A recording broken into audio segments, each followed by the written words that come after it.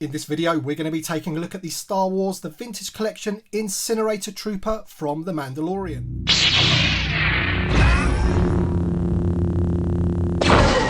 Hi there Star Wars collectors, and welcome to another Bossk's Bounty video, and welcome to my review of the Star Wars The Vintage Collection Incinerator Trooper. He's looking pretty awesome on that Mandalorian card. I do believe this is a Walmart exclusive, but I actually received this as part of the Hasbro promo box. So I just want to say a big thank you to Hasbro for sending me this figure for free, essentially. Doesn't happen often, but I appreciate it when it does.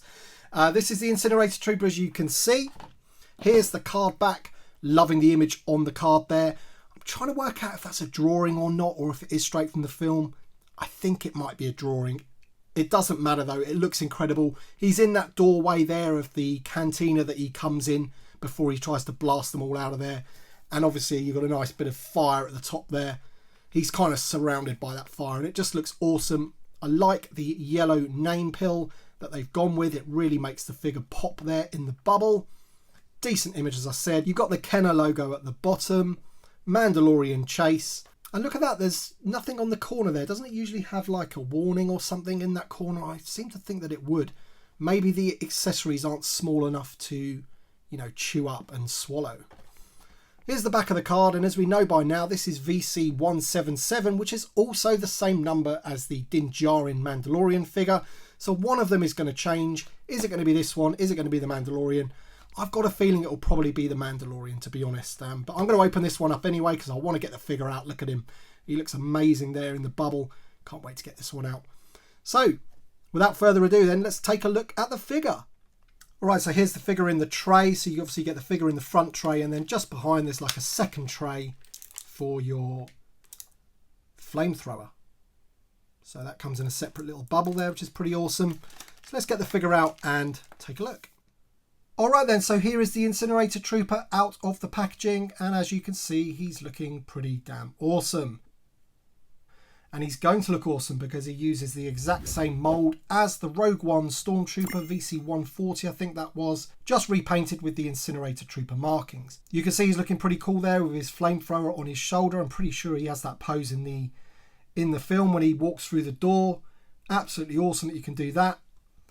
Turning the figure around, you can see he does have his fuel tanks on his back, and that is all one piece with the pauldrons. So if we move the flamethrower out of the way, you can see his pauldron there. As I said, that's all one piece that goes all the way around, and I'd imagine you could be able to take that off if you pop the head off, but I'm not going to do that. The pauldron is painted exactly the same colours as the rest of the markings on the Incinerator Trooper, that sort of crimson red. Very, very nice indeed. Obviously, Lucasfilm have always done this with troopers. It enables them to sell lots of toys. You know, the clone troopers are a very, very good example. Lots of different clones, lots of different battalions, but using the same mould. And I don't mind them doing that because obviously this is VC140, the Rogue One Stormtrooper, which is the best Stormtrooper that they've ever made, in my opinion. It beats all scales and it's just perfectly in proportion. The articulation is amazing. And there he is, that's the Incinerator Trooper. So you've got the markings on just above the feet there. On the knee pad. I just want to give you a nice close-up of the figure, just to show you how good it looks. There he is side on with his thing. Now it does come with a flame attachment for the flamethrower. And we're just going to place that on now just to see if it sort of droops down with the weight of it or whatever. But we'll do that now. Let's just get this in his hand. And there you go with him holding it with the attachment in there, as you can see there. It does droop down slightly with the weight of the attachment. When you have his other hand supporting it, it's not too bad. I think the main problem with that is that the weapon, even without the attachment, I'm having a little bit of trouble keeping it in that hand, and I just think I just need to bend the grip a bit more on that hand. I think it may have been where I had it in the other pose on his shoulder, and I've sort of stretched the hand out a little bit to hold it with the back end of the rifle there. That's probably my own fault. But he does have a trigger finger. It just reaches into the little trigger sight there, And as you can see, it doesn't look too bad there. He's like giving it some with the old flamethrower. Not bad at all.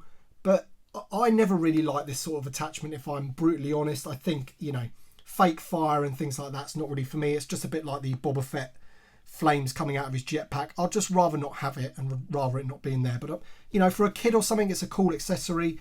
I would much prefer to, you know, display him without that. And I probably will in my cabinet with the original pose that I had him with the flamethrower on his shoulder. I think that looks way cooler. Now, I'm not going to go through the articulation of the figure because it is just the Stormtrooper VC140 and you've probably seen countless reviews of the articulation, but just know that it's got all the articulation that you're ever going to need in a 3.75 inch figure. But anyway, guys, that is the Incinerator Trooper VC177 as it stands.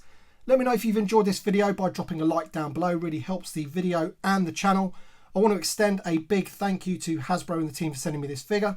And I also want to extend a big thank you to my Patreon supporters. You know who you are, so thank you very much for the support. Thank you very much for watching this video, guys, and we'll see you on the next one.